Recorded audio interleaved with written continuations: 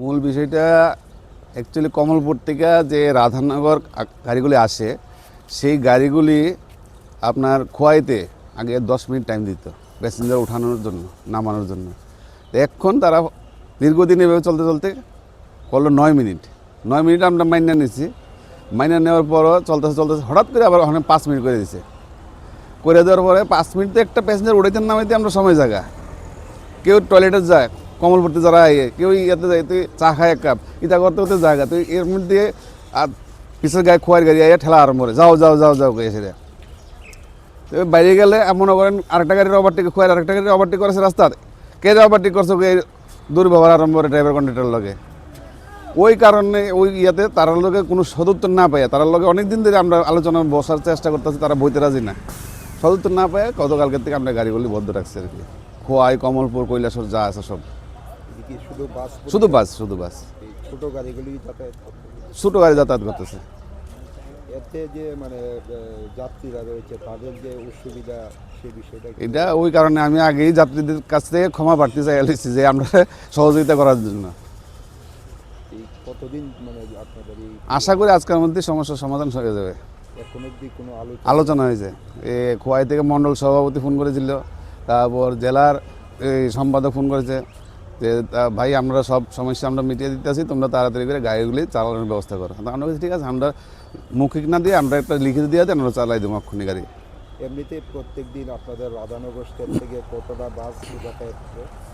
প্রত্যেক দিন কমলপুর যাইতেছে 9টা, খোয়াই যেতেছে 11টা, আসতে আসে 11টা, তারপর কৈলাসর যাইতেছে 3টা। পরিচয়টা? আমার নাম সুবীর দে, এমনি ডাক নাম কানাই। আমি রাধানগর বাস অনার্সের জেনারেল সেক্রেটারি। আজকে তো তারা সমস্যা দীর্ঘদিন ধরে বাসের সমস্যা কোয়াই রাধানগর তারা দীর্ঘদিনের অবস্থা, যেহেতু আমরা কোনো দেখা পেত না। আমরা শুধু গাড়ির স্টাফ, আমরা শুধু গাড়ির যে ভাড়া আছে ন্যায্য ভাড়া আমরা নিতেছি, 80 টাকা ভাড়া আছে রাধানগর টু কোয়াই, আমরা 80 টাকা ভাড়া নিতেছি। এমন আমরা কোনো যাত্রীর কোনো সমস্যা নাই। তো বাসের তারা সমস্যা যারা আছে তারা চিন্তা করবো, যাতে কোনো আমরা সমস্যা নাই।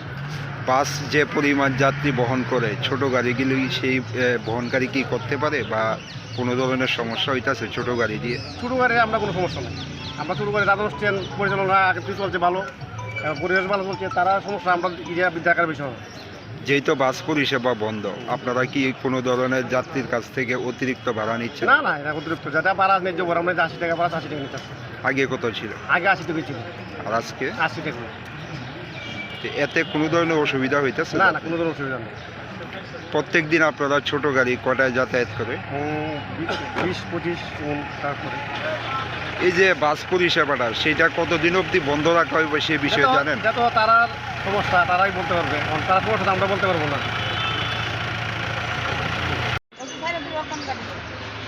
অন্যদিন তো বাস পরিষেবা আছিল, আজকে তো বাস পরিষেবা নাই, কোনো ধরনের সমস্যা সমস্যাটা নাই, গাড়িতে অ্যাভেলেবল আছে। আচ্ছা, এই বড় গাড়ি যে নাই, কোনো সমস্যা হইতেছে কি? সমস্যা এখন আমার তো কোনো সমস্যা নাই, এখন বাকিরা আর কি তা বুঝতে পারবে। এমনিতে ভাড়া কত, মানে ভাড়া তো নর্মালি আছে, কোনো ধরনের বেশি নেওয়া হইতেছে? না আমি তো এখন শুনছি না, 130-130 আচ্ছা, কমলপুর অব্দি তো তারা তো বেশি 80 টাকা ভাড়া নাকি? বুঝতে পারবো। তো এমনিতে মানে ভাড়া কত জানেন? এমনিতে 130 রাখে, আমরা তো 130 দিয়ে যাই, 130 দিয়ে। আর বাসের ভাড়া কত? বাসের ভাড়া মনে হয় 100 টাকা না 100 টাকা।